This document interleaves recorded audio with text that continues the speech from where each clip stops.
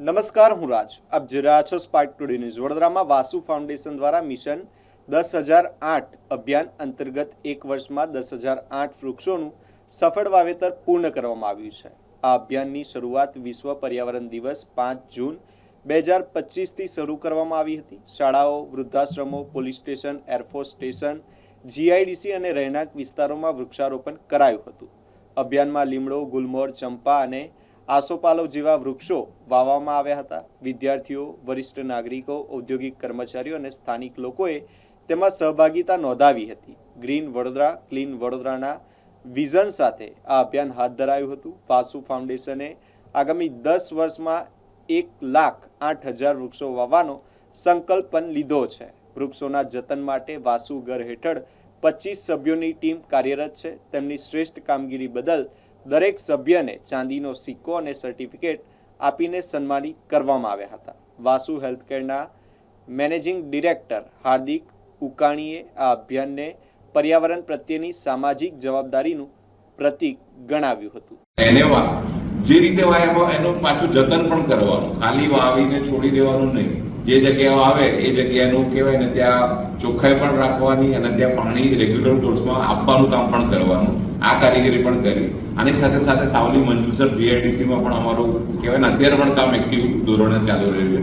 ત્યાં લગભગ 2,000 થી 3,000 ઝાડ અમે વાયા હતા સાવલી મંજુસર જીઆઈડીસીમાં. ત્યાં અમારી 2 ફેક્ટરી છે. મકરપુરામાં 1 ફેક્ટરી છે અને એક R&D ઓફિસ છે, આપણે અહીંયા છીએ, અને એક હેડ ઓફિસ છે આપણે. એટલે ટોટલ 5 યુનિટ છે વાસુના. અને અમે 4 જાતના સ્પીસીસ પર કામ કર્યું. મેઇન લીમડો, જે આપણા દેશી સ્પીસીસ કહે ને કે કઈ જગ્યાએ શું વાવવું જોઈએ. એટલે લીમડો છે, ચંપા છે, આસોપાલવ છે અને ગુલમોહર છે. આ 4 પર અમે કામ કર્યું. અને આ 4 ગમે તે જગ્યાએ ઉગી જાય છે. એક અમારા માટે સારી વસ્તુ એ છે કે દરેક જગ્યાએ દરેક વસ્તુ ના વાવી શકાય. આ કોઈ પણ જગ્યાએ ઉગી પણ શકે. અને આસોપાલવ મોસ્ટલી જીઆઈડીસીમાં અમુક જગ્યાએ વાયા જેથી ઊભું ઉગે, એટલે તમારો સ્પ્રેડ બહુ મોટો ના થાય. જ્યારે વર્ડ ને બીજા બધા તમે બધે વાવા જાઓ તો પછી અમુક ટાઈમે તમારે કટિંગ કરવું પડે. એટલે અમે 4 સ્પીસીસને અમે વાવ્યા. અને આનાથી ફ્યુચરમાં એવું થશે કે પક્ષીઓને પણ એક બેનિફિટ થશે. કારણ કે આપણે એ પણ જોવું જોઈએ કે સસ્ટેનેબિલિટી, કોઈ પણ પ્રોજેક્ટ કરીએ તો એની સસ્ટેનેબિલિટી કેટલી છે. એટલે આ સસ્ટેનેબિલિટી પણ કામ થશે. કારણ કે સાંજ પડે અને અલકાપુરીમાં તમે જાઓ તો તમને પોપટ અને બીજા બધા પક્ષીઓનો અવાજ આવતો હોય કલરવ. કારણ કે એ કેમ થાય છે, આપણા પૂર્વજોએ ત્યાં કંઈક સારું કામ કર્યું હશે. એટલે અમે આજે મોહિમ ઉપાડી છે કે બરોડાને ગ્રીન કરીશું. અને ઓલમોસ્ટ 10,008 નંબર એટલે લીધો છે અમે કે આ હિન્દુત્વ આપણું જે છે હિન્દુ શાસ્ત્રમાં 8 નંબરનું બહુ મહત્વ છે. ઇવન માળા પણ 8 હોય છે. 108 ના મણકા જે આપણે કહીએ ઓસ્પિશિયસ નંબર છે. એટલે અમે 10,008 ઝાડનું અમે પ્લાન કર્યું. અને છોકરાઓ અમે સ્કૂલોમાં કર્યું. 8 લગભગ ગવર્મેન્ટ સ્કૂલ 8 પકડી અમે. અને ત્યાં છોકરાઓને ટ્રેનિંગ આપી કે પાણી કેવી રીતે નાખવાનું, એને માવજત કેવી રીતે કરવાની. મંદિરોમાં કર્યું. बड़ौदा जो एयरफोर्स है, बड़ौदा एयरफोर्स में लगभग योगेश भाई हमने 600-700 से ज्यादा 1000 के ऊपर बड़ौदा एयरफोर्स वाले हमने सपोर्ट आप्यो कि તમે અહીંયા આવો. 2 વાર અમે ગયા અમારી ટીમ, અને પોતે હું પણ ગયો હતો ત્યારે. ત્યાં અમે કર્યું. જીઆઈડીસી પર અમે કામ કર્યું. Police station Makarpura police station, Madharpur police station, ત્યાં પણ અમને સારો સપોર્ટ મળ્યો. એટલે આ એક્ટિવિટી એવી છે કે અમે સોસાયટી, ઘણી બધી સોસાયટીને અમે આમાં આવરી લીધી છે. એટલે કહેવાનો મતલબ એ છે કે કોઈ સારી શરૂઆત કરીએ. અને મેં વિચાર્યું નહોતું કે એક સમય એવું આવશે કે મીડિયાની સાથે મારે આ વસ્તુ પર મારે વાત કરવાની થશે. કારણ કે નિખાલસતાથી કરેલો એટેમ્પ હતો. અને ટીમના સપોર્ટથી લગભગ 25 જણની ટીમથી અમે આ એટેમ્પને અમે પૂરો પાડ્યો. અને એ બધા જે લોકો આ ટીમમાં મારી સાથે રહ્યા, અને કહેવાય ને કે હજી પણ અમે આ અવિરતપણે આ કામ ચાલુ રાખીશું. અમારું લોંગ ટર્મ અમારા માટે પણ એક ચેલેન્જ હતી. કારણ કે ટીમ ફોર્મેશન કરવી પડે. અને સપનું એક જણનું હોય પણ સપનું સાકાર કરવા માટે ટીમ જોઈએ. એટલે લગભગ અમારી પાસે અત્યારે 25 જણની ટીમ, ધીમે ધીમે 5-5 જણને એડ કરીને અમે અમારી પોતાની વાસુધર કહીએ છીએ. અમે વાસુના દરેક એમ્પ્લોયને વાસુધર કહીએ છીએ. આજે અમારી પાસે લગભગ 25 જણની ટીમ છે કે જે આ અભિયાનમાં મારી સાથે છે. અને એ ટીમને લીડ કરી રહ્યા છે અમારા યોગેશ ભાઈ, અહીંયા મારી સાથે છે યોગેશભાઈ દધીચ, જેને કહેવાય ને એમના માટે એક જોરદાર તાળી થઈ જવી જોઈએ. કારણ કે સપનું સાકાર એમના થકી જ થયું છે અને ટીમ એફર્ટથી જ થયું છે. એવરી મંથ અમે પ્લાન કર્યો કે મોટા સપનાને આપણે નાના સપનામાં ડિવાઈડ કરી અને એક ટ્રેકર બનાવીએ. એટલે અમે વોટ્સઅપનું એક ગ્રુપ બનાવ્યું. અમે VCCIની પણ મદદ લીધી કે એમની પાસે કોઈ જગ્યા હોય. અમે VMCનો પણ એપ્રોચ કર્યો કે એમની પાસે કોઈ સારી લેન્ડ હોય. અમે અલગ અલગ સ્કૂલ્સમાં ગયા, લગભગ 8 થી વધારે ગવર્મેન્ટ સ્કૂલને અમને સપોર્ટ આપ્યો, કારણ કે લેન્ડ અમારી પાસે એટલી બધી ના હોય. અમે અમારી લેન્ડમાં ઉગાડીએ, પણ જીઆઈડીસીમાં ઉગાડીએ, કારણ કે આજે મકરપુરા જીઆઈડીસી 50 વર્ષથી જૂની જીઆઈડીસી છે, એટલે મકરપુરા જીઆઈડીસીથી શરૂઆત કરી. આ અંગે મારે કહેવું એ છે કે બરોડા એક પોટેન્શિયલ સિટી છે, ગ્રીન સિટી છે, ક્લીન સિટી છે કમ્પેર ટુ ધ અધર.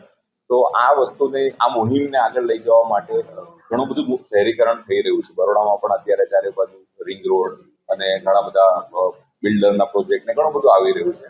તો વાસુની પહેલ એ જ છે કે કેવી રીતે બરોડાને વધારે ગ્રીન બનાવીએ, અને આ વસ્તુ કરવા માટે અમે લાસ્ટ 1 વર્ષ પહેલા બરોડામાં 10,008 ઝાડનું વૃક્ષારોપણ કરવાનો, ટ્રી પ્લાન્ટેશનનું એક મિશન અમે લીધું. અને વિધિન 1 યર, મને આશ્ચર્યની વાત એ છે કે અમારા ટીમના એફર્ટ્સથી અને ઘણા બધા લોકોના સપોર્ટથી અમે અચીવ કરી શક્યા. અને આજે હું પ્રાઉડલી કહી શકું છું કે આજે અમે 10,008 ઝાડ 1 વર્ષમાં ઉગાડી દીધા છે. ભવિષ્ય સાચું કહું ને તો અમારું સપનું હંમેશા મોટું જ હોય છે, કારણ કે વિઝન જોવું તો નાનું શું કરવા જોયું. એટલે 1,08,000 ઝાડનું અમારું સપનું છે આવનારા 10 વર્ષમાં. એટલે એવરી યર તમે ગણો કે મિનિમમ 10,000 ઝાડનું અમારું જે સપનું છે અમે સાકાર કરીએ. અને આના માટે અમને વડોદરા વાસીઓના સપોર્ટની આશા છે, કારણ કે અમને એના માટે થોડી જગ્યા પણ જોશે. અને આ જે મિશન છે એના ટેક કેર કરવા માટે બાળકો, વડીલો, વૃદ્ધો સબ બધાની જરૂર પડશે, કારણ કે ઉગાડવું અલગ વસ્તુ છે, માવજત કરવું અલગ વસ્તુ છે. એટલે જનજાગૃતિ કરીને અમે આ અચીવ કરીશું તમારા સપોર્ટથી. હા, આવતીકાલે પણ અમારો હજી અભિયાન છે. 1 દિવસમાં અમે કાલે 1,008 ઝાડ ઉગાડવાના છીએ, અને સવારે 8 વાગ્યાથી અમારો પ્રોગ્રામ સ્ટાર્ટ થશે, લગભગ 12 વાગ્યા સુધી.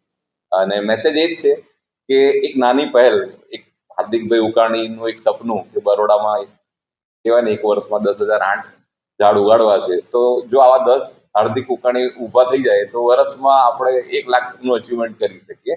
એટલે દરેક માણસ દરેક વસ્તુ કરી શકે છે, અને જો સારો ઈરાદો હોય અને સારા હૃદયથી કરેલા કામ હોય છે તો ભગવાન બી સપોર્ટ કરે છે. એટલે એક ટીમ બની જતી હોય છે. એના માટે બહુ મોટું વિઝન કરવાની જરૂર નથી, એક નાના એટેમ્પથી પણ સારું કામ થઈ શકે છે. એટલે સપનું એ જ છે કે બધા એટેમ્પ કરીએ અને એટલીસ્ટ આપણે આપણા સિટીને ચોખ્ખું કરીએ. અને ઘણું બધું કામ થયું છે બરોડામાં હજી. બરોડામાં વડ ઓછા થઈ રહ્યા છે, વાત સાચી છે. અને અમારું નેક્સ્ટ ટાર્ગેટમાં એક સારું સજેશન આજે અમને આવ્યું છે કે એવા ઝાડ પણ ઉગાડીએ નેક્સ્ટ ટાઈમ. કે અત્યાર સુધી અમારું ફોકસ ચંપા પર, લીમડા પર, ગુલમોર પર અને આસોપાલો પર, અમે આ 4 ઝાડ પર કામ કર્યું છેલ્લા વર્ષમાં. પણ હવે અમે પ્લાન એવું કરીશું કે વડ પર કામ કરીએ. જરૂર પડે તો એમાં અમે ફ્રૂટ્સ, સપોઝ જાંબુના ફ્રૂટ હોય, સીતાફળ છે, આંબા, આપણે કહેવાય ને કે જાંબુ, એટલે 3-4 ઝાડ એવા લઈશું કે ફ્રૂટ બેઝ પણ હોય. અને વડ બેઝિકલી વાત સાચી છે આપની કે વડ જે જૂના હતા એ ઘણા બધા કપાઈ પણ ગયા ડેવલપમેન્ટમાં, પણ એના માટે થોડીક અમને જગ્યાની રિક્વાયરમેન્ટ પડશે. એટલે સપોર્ટથી અમે આ કરી શકીએ. આજે ઓવરઓલ આ જે પ્રેસ કોન્ફરન્સ બોલાવવાનું એક કારણ એ પણ છે કે જે અમે અમારી ટીમને એપ્રિશિએટ કરી, અમારી સાથે 25 જણ જે કહેવાય ને અમારા વાસુધરો, જેને દિવસ રાત જોયા વગર અથાગ પ્રયત્ન કર્યો અને આ સપનું સાકાર કરી બતાવ્યું. કારણ કે મારું તો એક સપનું હોય અને થોડો ઘણો એટેમ્પ હોય, પણ સાથે સાથે ટીમ વર્ક અને ટીમ એફર્ટ્સ વગર આ સપનું સાકાર ના થાય. એટલે અમે દરેક વ્યક્તિ જે અમારી સાથે હતા એને એપ્રિશિએટ કરવા માટે એક સર્ટિફિકેટ ઓફ એપ્રિશિએશન પ્લસ એક સિલ્વર પોઈન્ટ, આ બંને વસ્તુ અમારે એ લોકોને આપવાના છીએ હમણાં બસ આ પ્રોગ્રામમાં. અને એ લોકોને અમે એપ્રિશિએટ કરીએ છીએ કે આ ટાઈપનો જ અમને સપોર્ટ કન્ટિન્યુઅસ આપે, જેથી આ ટાઈપના કહેવાય ને મોટા સપનાઓ અમે ઇઝીલી સાકાર કરી.